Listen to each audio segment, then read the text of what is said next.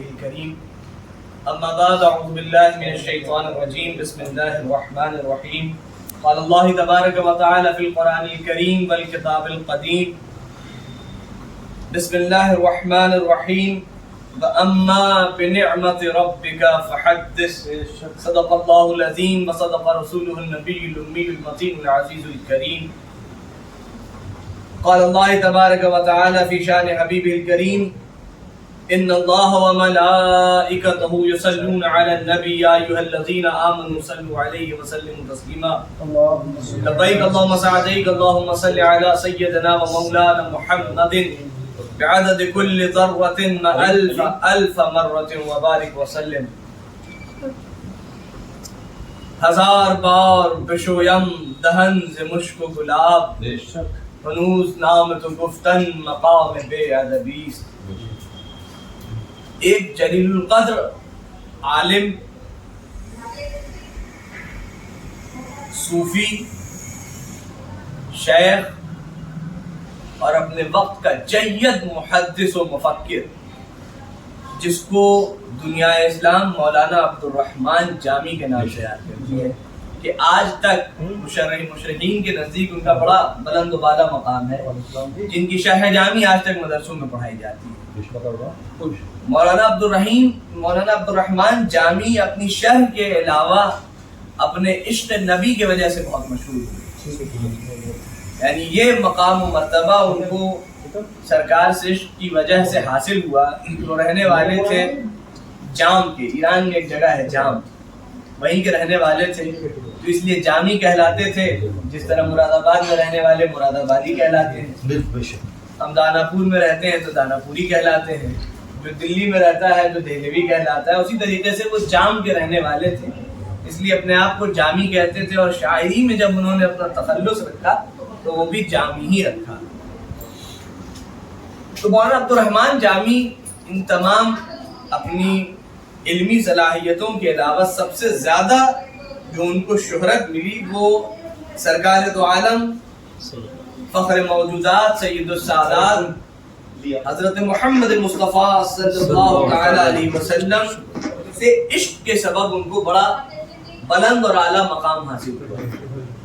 ان کے حوالے سے واقعہ مشہور ہے کہ حضرت عبدالرحمن جامی کا عشق اتنا پکا اور اتنا خالص تھا، اور آپ کا زمانہ سرکار کے پردہ فرمانے کے 700 سال کے بعد کا زمانہ ہے. تو وہ آنے لگے مدینہ منورہ سرکار کے روضے کی زیارت کو. تو وہ آنے کا انہوں نے ارادہ کیا تو اسی بیچ سرکار دو عالم صلی اللہ علیہ وسلم جو عرب کا اس وقت بادشاہ تھا، جو حاکم تھا، اس کے خواب میں آئے اور آنے کے بعد فرمایا کہ دیکھو ایسی حلیے اور ایسی شکل کا ایک انسان ہے، وہ مدینہ شریف میں داخل ہونا چاہتا ہے، اس کو مدینہ میں داخل مت ہونے دینا، اس کو دروازے پہ روک دینا. بادشاہ چونکا، خواب میں سرکار کی زیارت اور سرکار کا حکم صادر ہوا ہے. اس نے اپنے تمام تر خادمین کے ساتھ اور فوج کے لوگوں کے ساتھ دروازے پہ کھڑا ہو گیا اور ہر آنے جانے والے کو بغور دیکھنے لگا کہ کہیں ان میں کوئی مولانا عبدالرحمن جامی تو نہیں ہے. اس کے علاوہ اس نے جو وہاں پر دربان تھا اس کو حکم دیا کہ اس نام پر کوئی شخص داخل ہو تو فوراً قلعہ شاہی میں خبر کرو. تو نے کہا کہ جی حضور. تو اچانک کچھ دیر کے بعد ایک خادم آیا اور اس نے کہا کہ حضور ایک شخص اس نام کا بھی جسٹ داخل ہوا ہے اور جیسی شبیہ آپ نے بتائی ہے کہ ایسا ہوگا ایسا ہوگا، کما آپ کہوں اسی طرح سے اس کی شکل و صورت مل رہی ہے.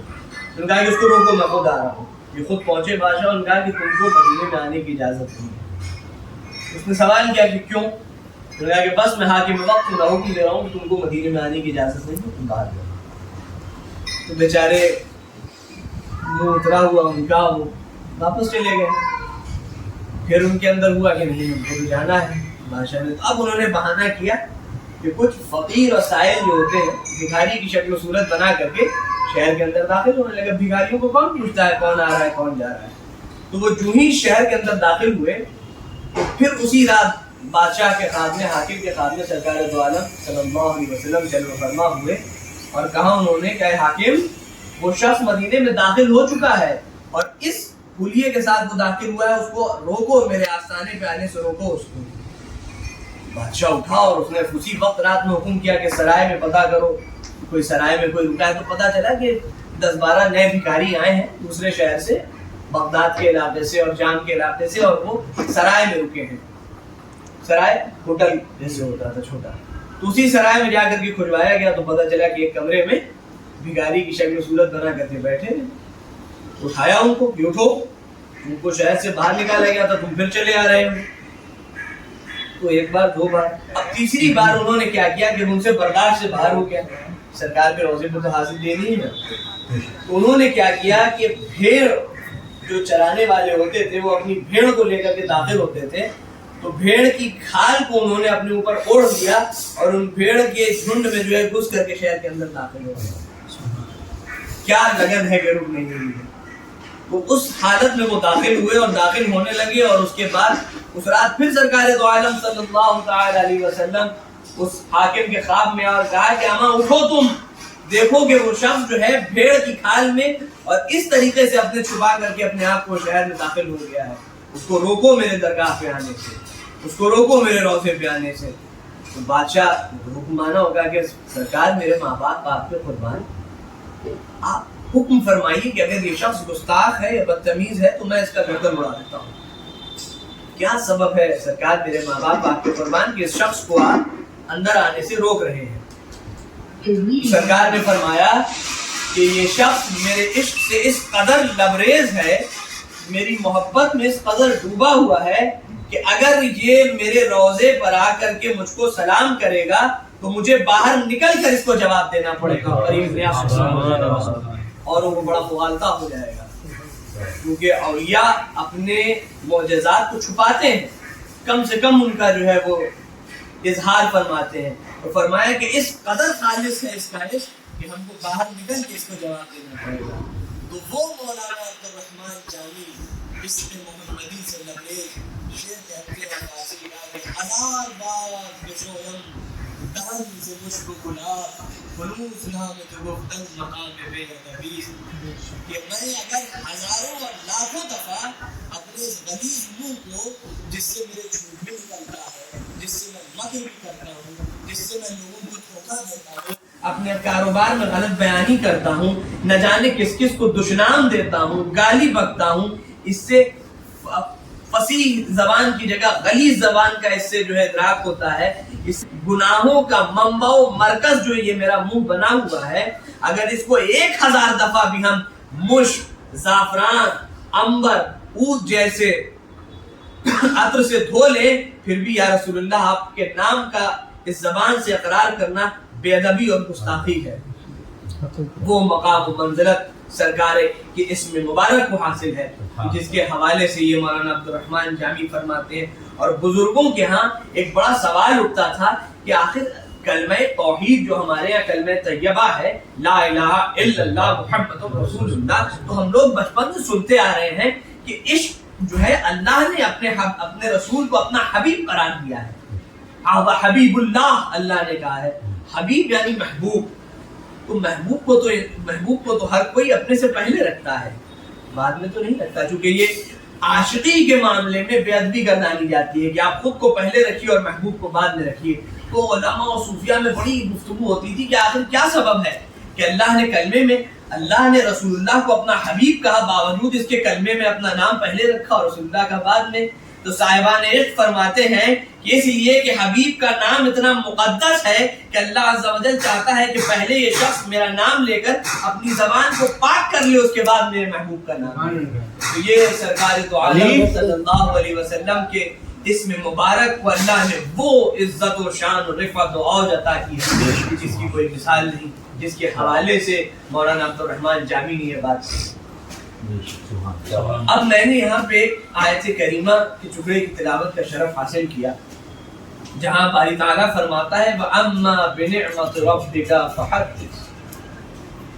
اس کو علماء نے اپنی اصطلاح میں یعنی علمی اصطلاح میں ڈیفینیشن میں اس کو جو ہے وہ تحدیث نعمت، آیت تحدیث نعمت کہا ہے. یعنی اس آیت میں اللہ نے تحدیث نعمت کا حکم کیا، یعنی اللہ نے تحدیث کہتے ہیں کہ بیان کرنا، ذکر کرنا، اس کو دکھانا، اس کو پیش کرنا. اور نعمت یعنی اللہ نے جو نعمت آپ کو دی. یہ ہوا نعمت ہے، پانی نعمت ہے، آگ نعمت ہے، یہ مٹھائی نعمت ہے، کھجور نعمت ہے، لباس پہنے ہوئے نعمت ہے، سانس جو جا رہی ہے اور آ رہی ہے یہ اللہ کی نعمت ہے. ہر چیز جو اس جہان فانی میں اللہ نے انسان کے آرام کے لیے، اس کی آسائش کے لیے، اس کے سکون کے لیے، اس کی دل لگی کے لیے جو بھی چیز اللہ نے انسان کو عطا کی ہے وہ نعمت ہے. اولاد نعمت ہے، ماں باپ نعمت ہے، بھائی بہن نعمت ہے. نعمت کی الگ الگ شبیہ ہے، الگ الگ شکلیں ہیں، الگ الگ طریقے سے. یہ مکان جس میں ہم اور آپ رہ رہے ہیں کیا یہ نعمت نہیں ہے؟ بالکل نعمت ہے. کیا یہ جو پنکھا اوپر چل رہا ہے یہ نعمت نہیں ہے؟ بند کر دیجئے، دیکھیے گرمی سے کیسے بتلانے لگیے گا. وہی جب جاڑے کا زمانہ آئے گا تو وہی آگ جس سے آئندور بھاگتے ہیں اس کے پاس رہنے کے اور کھڑے رہنے کے بہانے کھوجیں گے، وہاں تو وہ آگ نعمت ہے. تو اللہ نے یہ تمام تر نعمتیں انسان کو عطا کی اور فرمایا کہ تم کو جو میں نے نعمتیں دی ہیں اس کا شکریہ ادا کیا کرو، تحدیث نعمت کیا کرو. یہ تمام نعمتیں اور یہ جو سہولیات تم کو فراہم ہیں ان سب کو تم اللہ کی بارگاہ میں اس کا شکر ادا کرو. شکر ادا کرنے کا بہترین طریقہ کیا ہے؟ آپ کو اگر کوئی شخص کوئی سامان دیتا ہے تو آپ اس کا شکریہ کن کن طریقوں سے ادا کرتے ہیں؟ اس کی تعریف کرتے ہیں چار لوگوں میں، بڑا اچھا آدمی ہے، اس نے فلانی چیز ہم کو دی، بڑا احسان ہے اس کا کہ اس نے خراب وقت میں میرے جو ہے یہ کام آسان کر دیا. کیا کرتے ہیں؟ اس کے علاوہ کیا کرتے ہیں کہ پتا چلا کہ اس شخص کا بال بچہ ہے کوئی تو کبھی اس کو چاکلیٹ پیش کر دی، اس کے گھر کے اہل و عیال کو کوئی سامان تحفے میں پیش کر دیا. یہ شکریہ ادا کرنے کے الگ الگ طریقے ہیں. پارٹی دے دی کبھی، لڑکوں کے یہاں تو بڑا چلن ہے، آج نئی گاڑی خریدی ہے، نئی بائک خریدی ہے ہم نے، ابا نے نئی بائک دلائی ہے ہم کو، تو لڑکوں نے کہا کہ ارے بھائی بہت مبارک ہو، بہت مبارک ہو. تو ان لوگوں نے جو مبارکباد آپ کو پیش کی تو اس مبارکباد کا آپ شکریہ ادا کرتے ہیں. تو شکریہ ادا کرنے کے لیے کیا کہتے ہیں؟ چلو شام کو جو ہے وہ تم لوگوں کو پیزا کھلائیں گے اور کولڈ ڈرنک پلائیں گے. تو یہ شکریہ ادا کرنے کا ایک طریقہ ہو گیا. اب ابا نے آج موٹر سائیکل دلائی ہے، لڑکا بڑا خوش ہے تو رات میں ابا کمرے میں جاتا ہے خدمت کدے میں، کہتا ہے کیا ہوا جی؟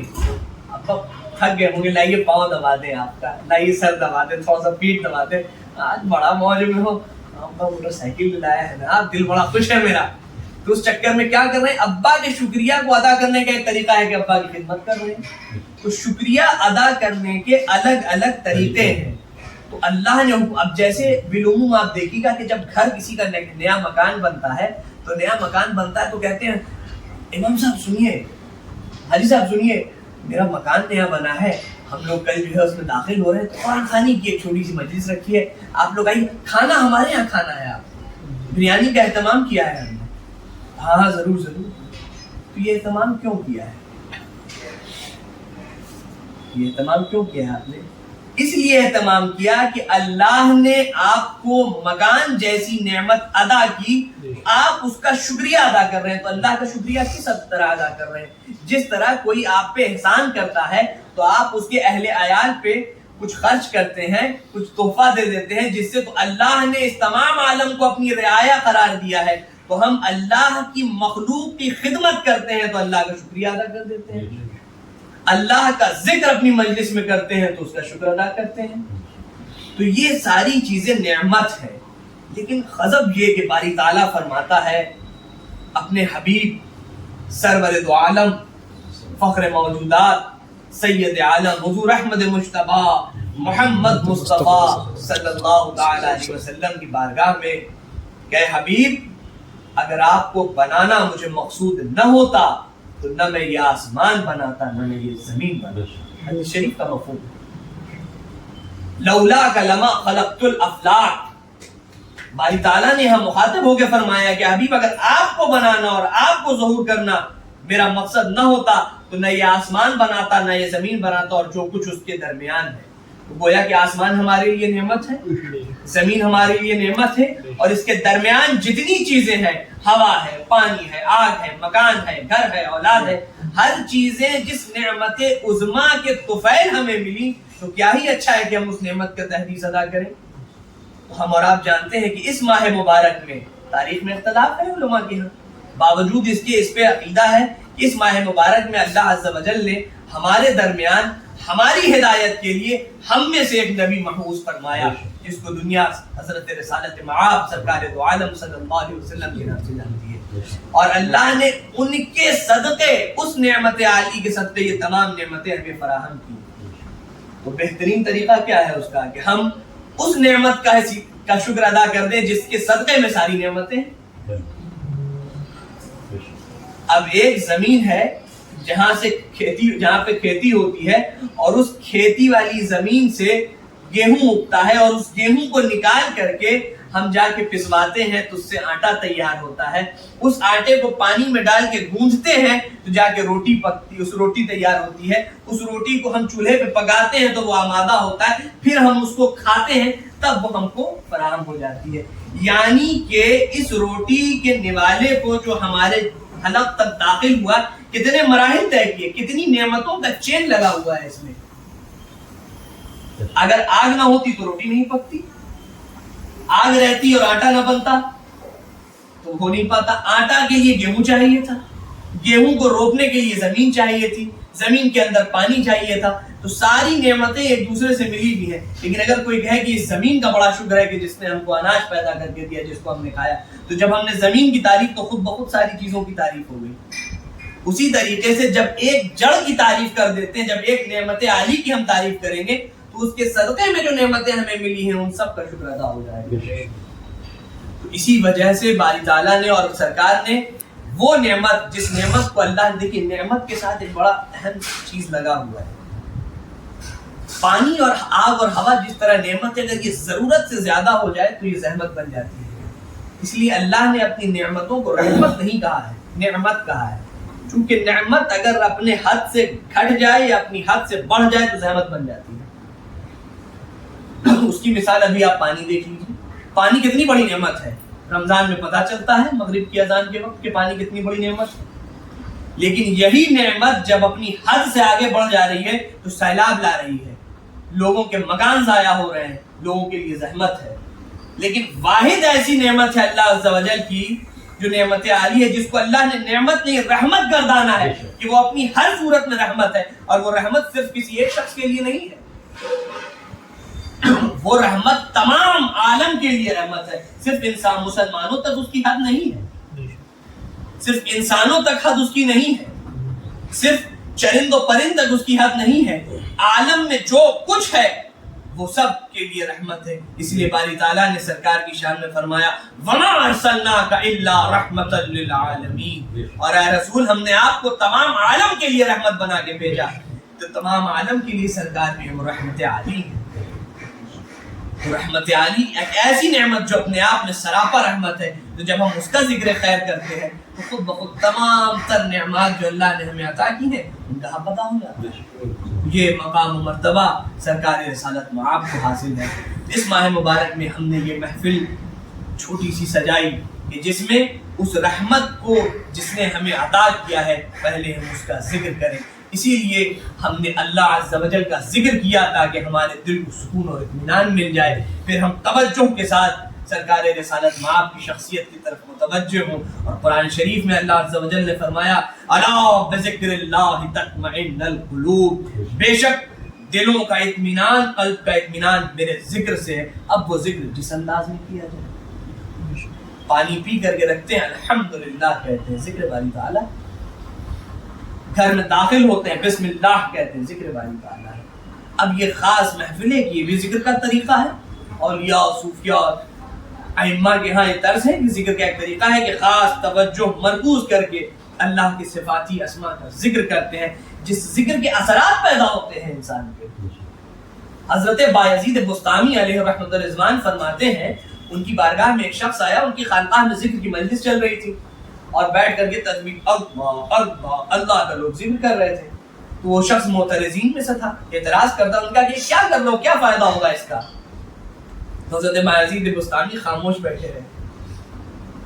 پوچھنے والے نے کہا کہ آپ کچھ بول نہیں رہے، جو آپ بیٹھ کر کے تسبیح ڈلا رہے ہیں اور یہ گردن جھکا رہے ہیں، اللہ اللہ بولنے سے کیا ہو جائے گا؟ تو پھر خاموش بیٹھے رہے۔ دوبارہ اس نے معلوم کیا، عجب گدھے معلوم پڑتے ہو تم، انتہائی احمق ہو، کتے سے بدتر صفت ہے تمہیں۔ اتنا بولنا تھا کہ وہ شخص آپے سے باہر آدمی بولا چڑھ بیٹھا ان کے اوپر.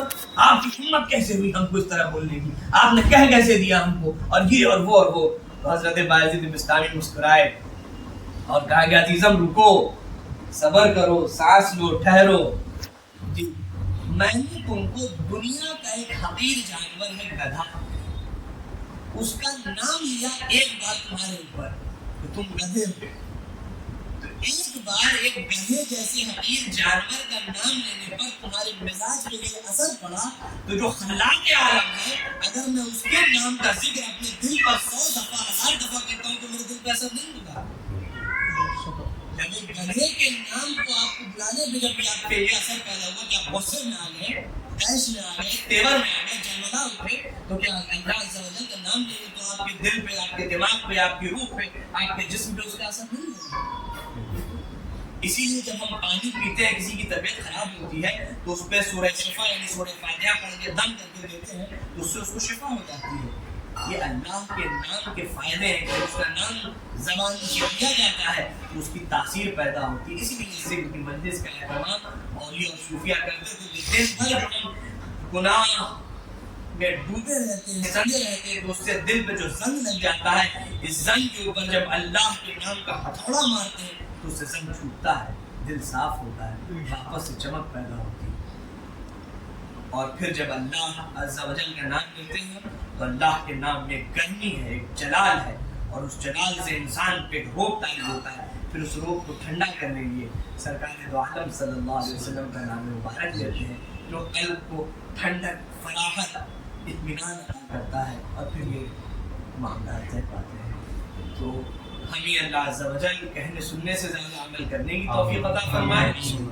اور بارگاہ رسالت مآب میں دعا ہے کہ مولا کریم اس ماہ مبارک کے صدقے ہم تمام لوگوں کے ہر طرح کے مسائل کو درکنار فرمائے اور ہماری روح کو اطمینان و سکون عطا فرمائے اور دل کو صاف رکھے اور تمام غلط کاموں سے اللہ ہم کو بچا کے رکھے. باخر دعوانا الحمدللہ.